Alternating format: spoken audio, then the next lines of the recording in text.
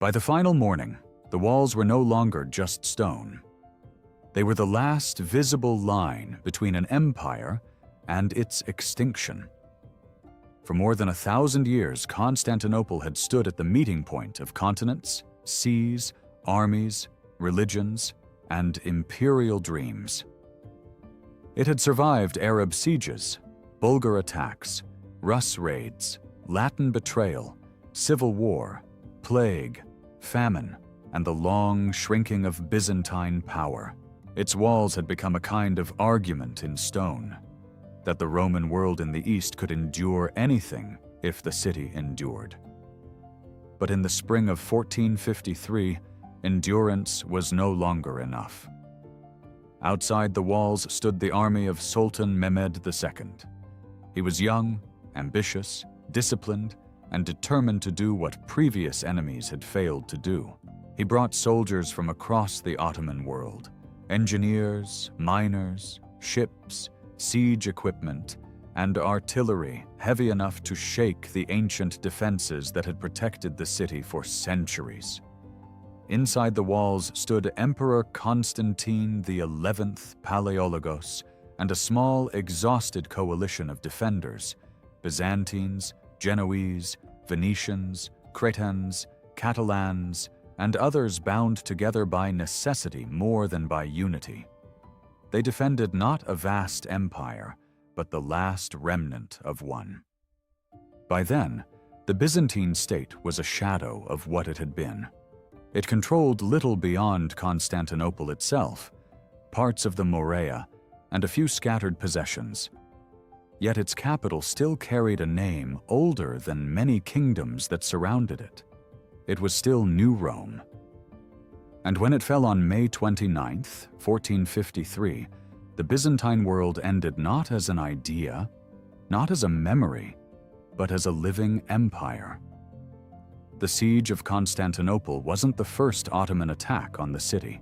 It was not the first time Constantinople had faced overwhelming danger, but it was the final convergence of everything that had weakened Byzantium and strengthened the Ottomans. Gunpowder artillery, naval pressure, political isolation, population decline, Western hesitation, Ottoman consolidation, and the determination of a ruler who understood that Constantinople was more than a city. It was the key to empire. Our knowledge of the siege comes from several important voices, each shaped by fear, loyalty, faith, and memory.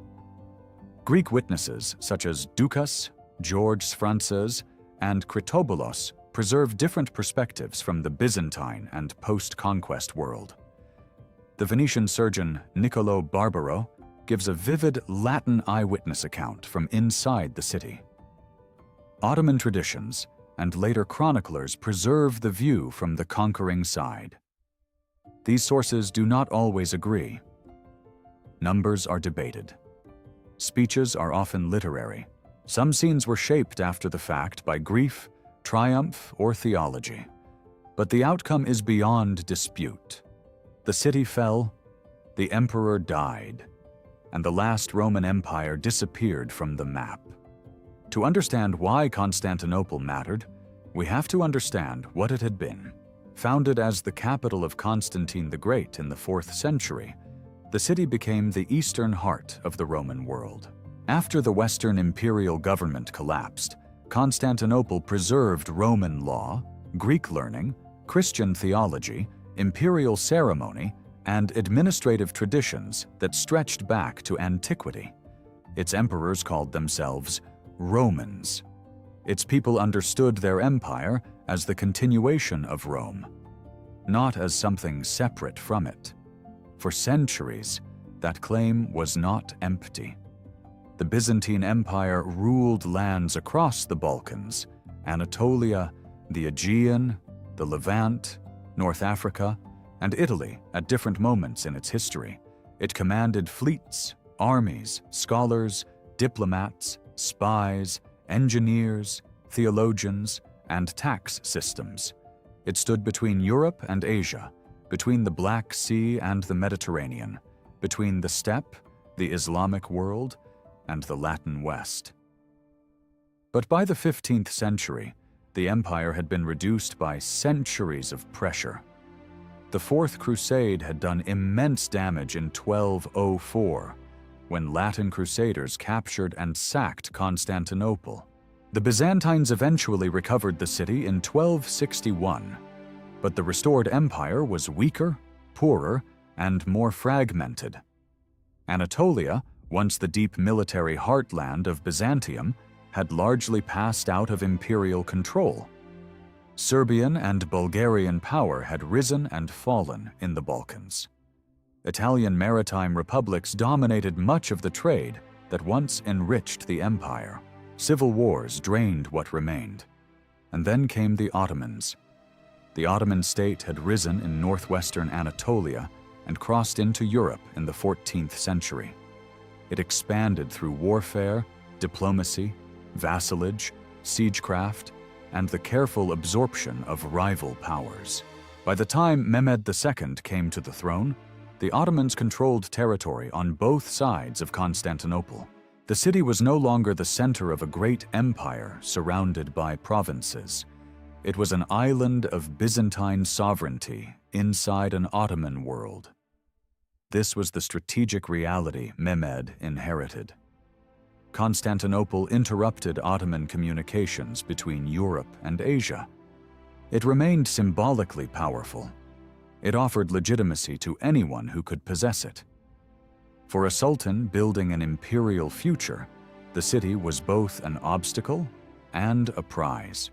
To rule from Constantinople would be to claim not merely territory, but inheritance, the seat of Caesars, patriarchs, and emperors. Mehmed understood that. Before we continue, consider subscribing to Ashes of Empire. It helps this channel grow and helps us keep improving the quality of these forgotten war documentaries. The preparations for the siege began before the first cannon fired. Mehmed tightened control over the Bosporus, the narrow waterway connecting the Black Sea to the Sea of Marmara. On its European side, he built the fortress known as Rumeli Hisar, opposite an older Ottoman fortress on the Asian side. This gave the Ottomans the ability to control movement through the strait and pressure ships that might bring aid to Constantinople from the north. The message was clear. The city would not be allowed to live by the sea as freely as before. Mehmed also gathered artillery. The most famous guns were associated with the cannon founder Orban, often described as a Hungarian or Transylvanian specialist who offered his services to the Byzantines before working for the Ottomans. The exact details are difficult to separate from later storytelling, but there is no doubt that heavy artillery played a major role in the siege. Massive bombards were transported toward Constantinople with enormous labor, animals, roads prepared for their passage, and crews needed to operate them. These guns were not modern artillery in the later sense. They were slow, difficult to move, dangerous to fire, and limited in accuracy.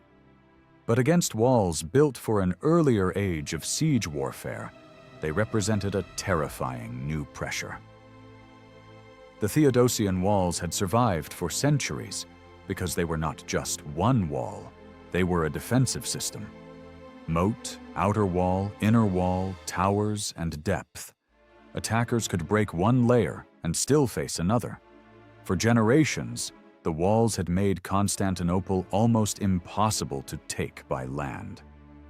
Gunpowder did not make them useless overnight, but it changed the siege. A wall that could resist rams and towers could be cracked by repeated bombardment. A tower could be shattered. A breach could be opened, repaired at night, and opened again the next day.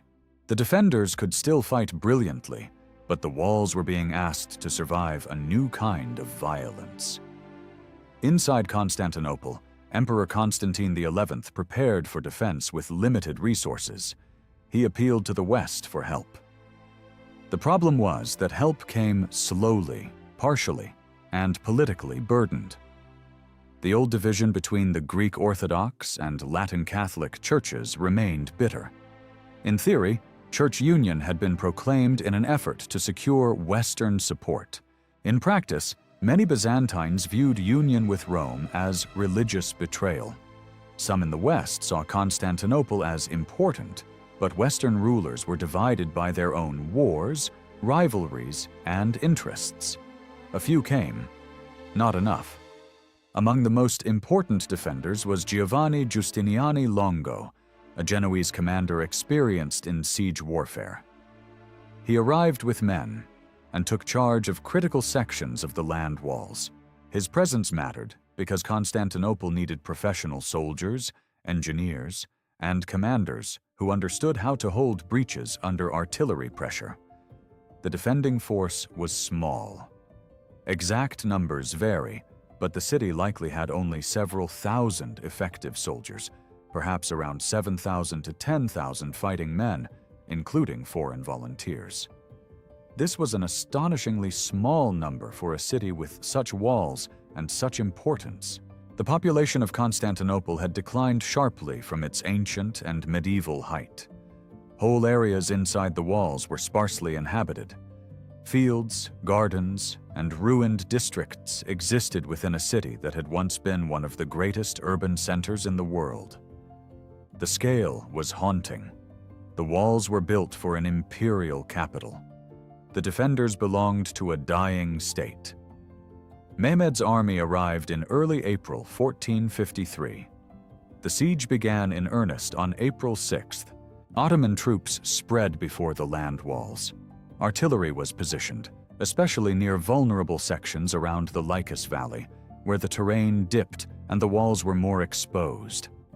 The Ottoman fleet also moved to pressure the city from the sea. Constantinople's defenders relied on one of the city's old protections, the Golden Horn.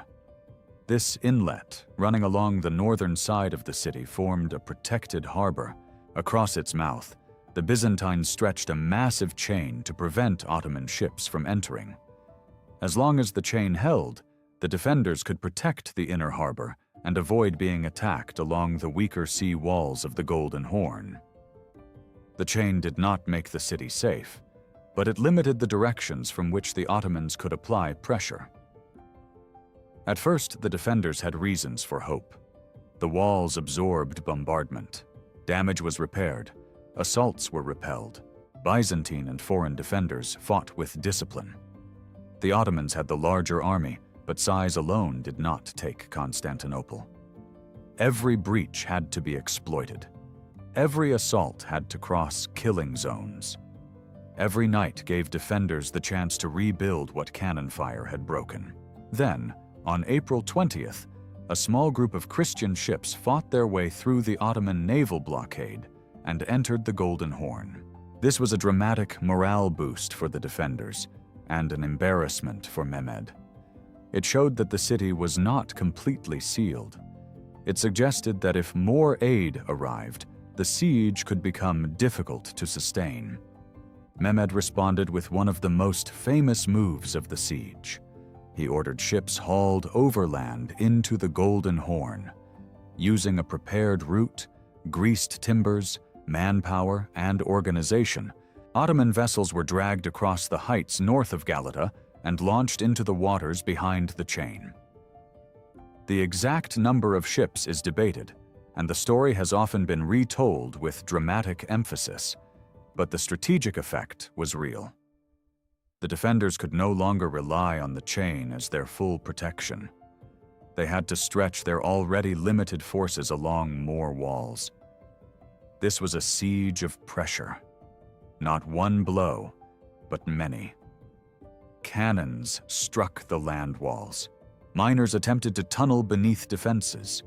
Ottoman ships threatened the harbor. Assaults tested weak points. The defenders repaired, countermined, fought, prayed, argued, and waited for help that did not arrive in sufficient strength.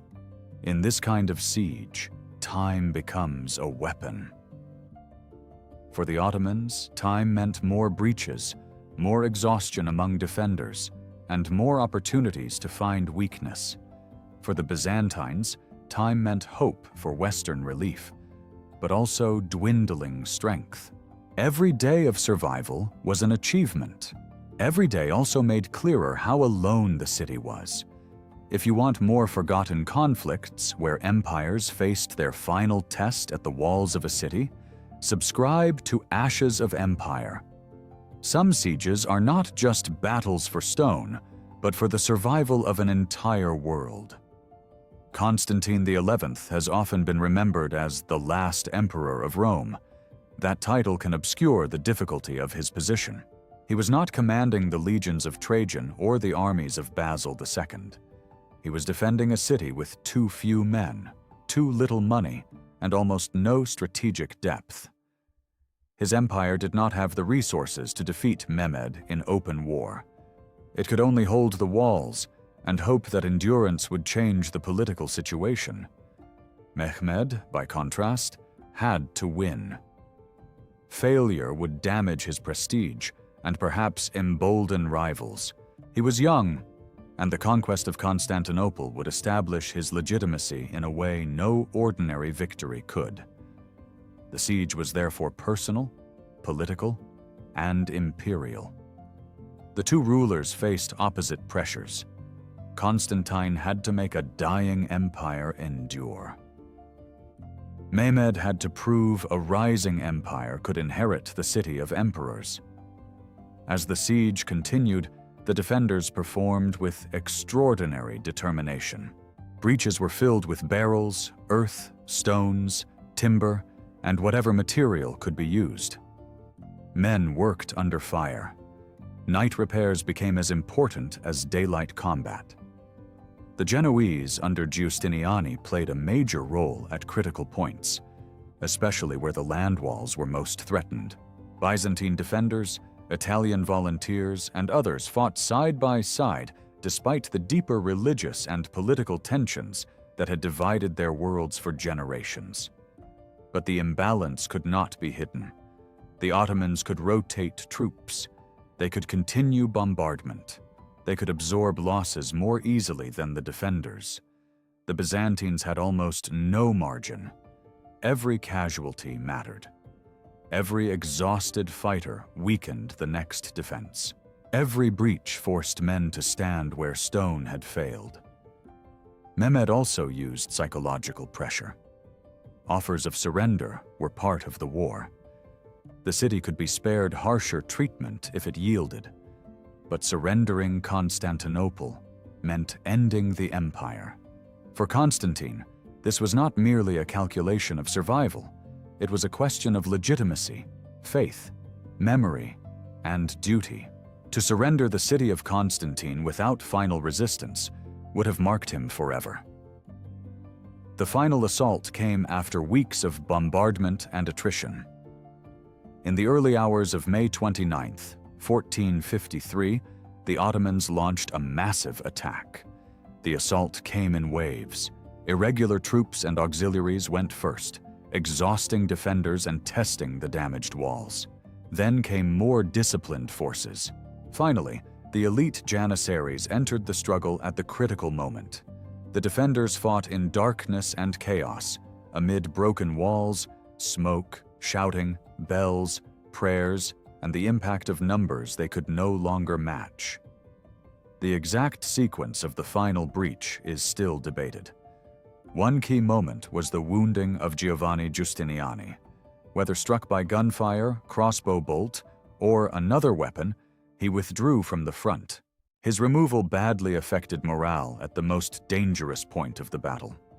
The defenders had relied on his leadership at the walls. In a siege where confidence could hold a position together, the sight or knowledge of his withdrawal was devastating.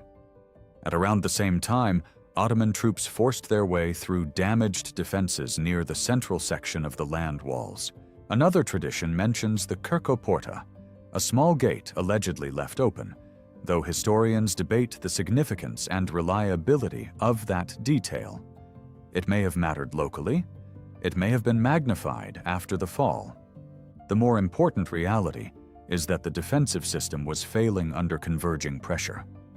Once Ottoman soldiers gained a secure foothold inside the walls, the city's defense collapsed. Constantine XI disappeared in the fighting. His exact death is uncertain. Later tradition holds that he cast off imperial insignia and died fighting near the breach. No fully secure eyewitness account settles every detail, but he did not survive the fall.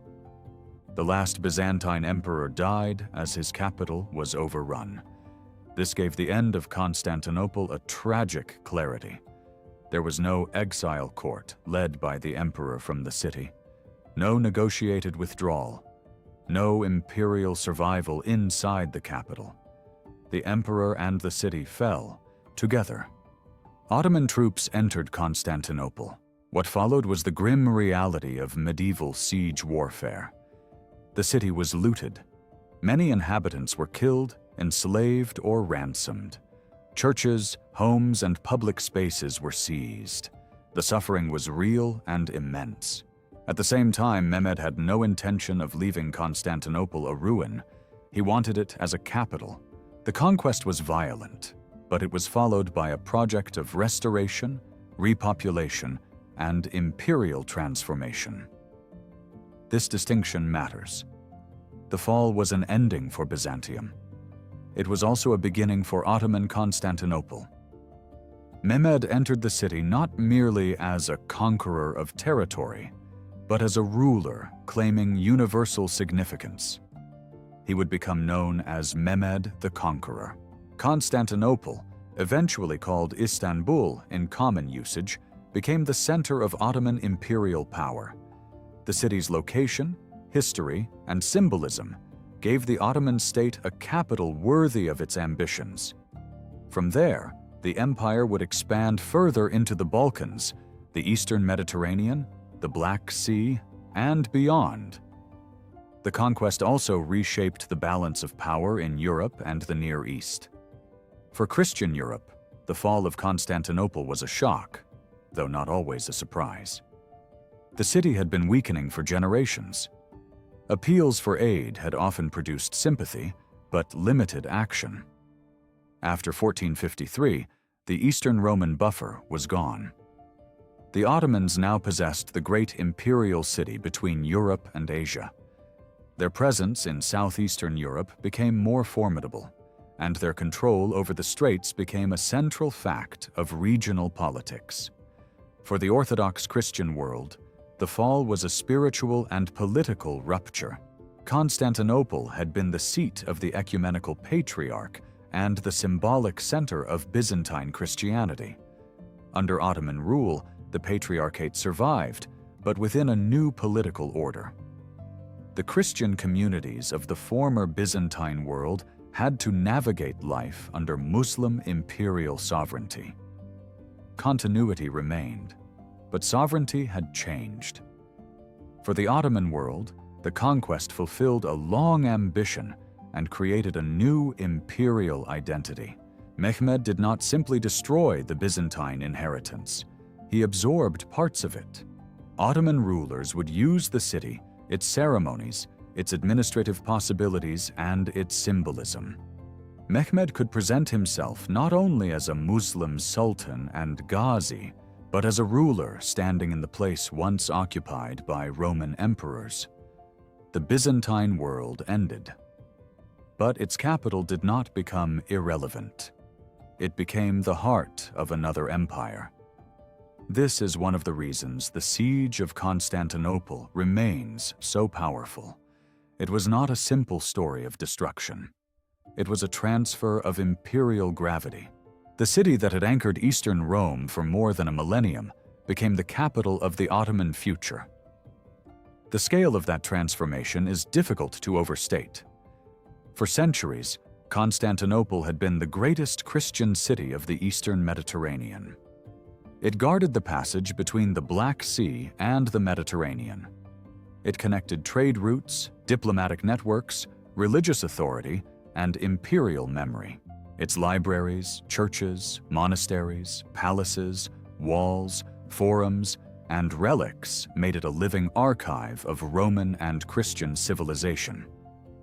After the conquest, that archive was not erased in a single moment, but it was reordered. Hagia Sophia, The great cathedral of Byzantine Christianity was converted into a mosque.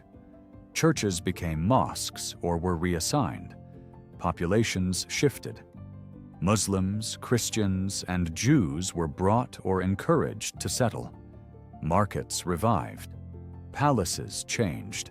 The city began to grow again under Ottoman rule. The conqueror did not want an empty trophy. He wanted a functioning capital. For Byzantium, however, there was no recovery. This made 1453 different from earlier disasters. In 1204, Constantinople had been captured by the Fourth Crusade, but Byzantine successor states survived in Nicaea, Epirus, and Trebizond. Eventually, the empire returned to the capital. After 1453, there was no equivalent restoration. Some Byzantine successor territories survived briefly, including the Despotate of the Morea and the Empire of Trebizond, but the imperial center was gone. The political continuity of Byzantium had been broken. The last Roman capital had fallen. Ashes of empire follows the wars and sieges that ended old worlds and raised new powers from their ruins. Subscribe to keep exploring the forgotten frontiers where empires met their final hour. The fall of Constantinople has often been treated as the end of the Middle Ages. That is too neat. Historical periods do not end in one morning, and many changes associated with the early modern world were already underway before the city fell. Gunpowder weapons had been developing for generations. Trade routes were shifting. Italian scholars had long been in contact with Greek learning.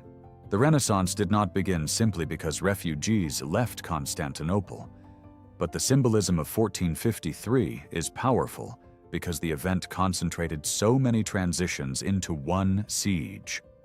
Gunpowder artillery had helped break walls that once seemed almost eternal.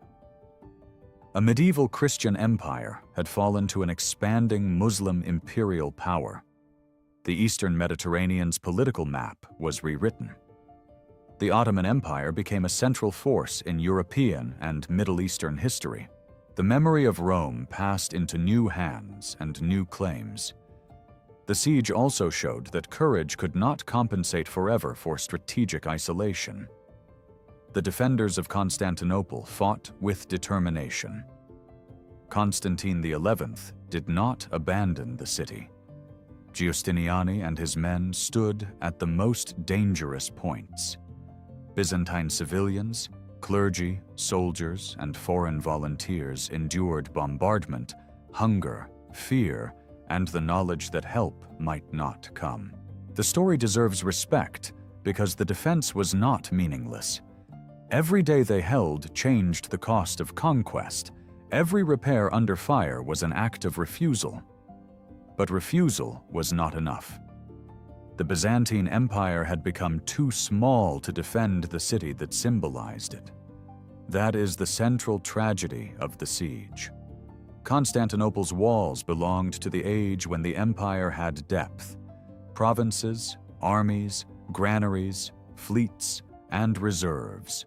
By 1453, the walls remained, but the world that made them effective had vanished. Stone can delay an enemy. It cannot replace a state. Mehmed understood the opposite side of that truth. He did not rely on one weapon alone.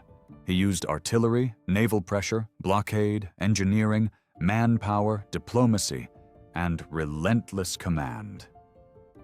He solved problems as they appeared. When the chain blocked the Golden Horn, he moved ships overland.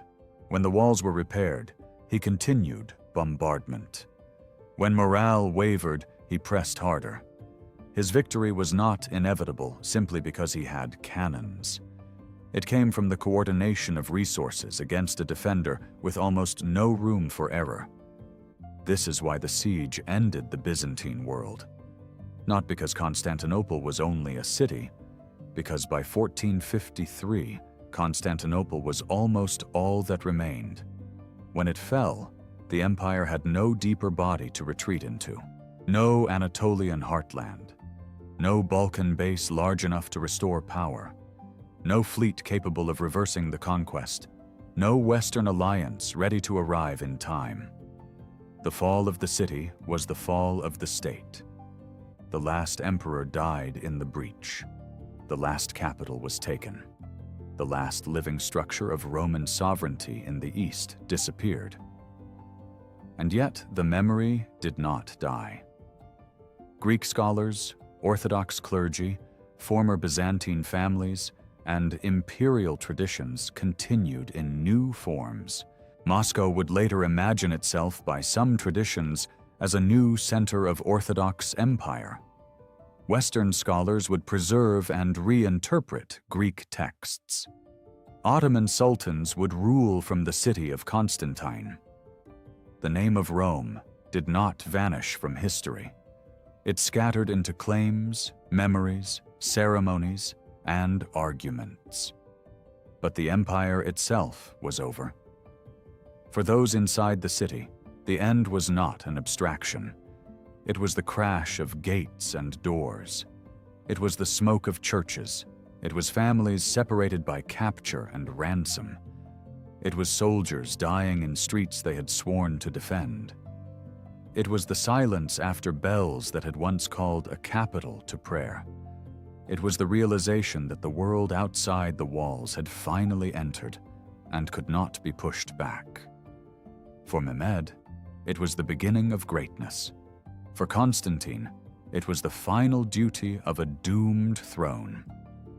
For Byzantium, it was the last page. The Siege of Constantinople endures because it stands at the crossing of two truths. One empire was old, weakened, and nearly alone, but still carried the weight of 1,000 years. The other was young, expanding, and disciplined, ready to turn conquest into a new imperial order. The walls between them held for weeks. Then they broke. And when they broke, more than a city was lost. The world that had called itself Roman since antiquity lost its final capital.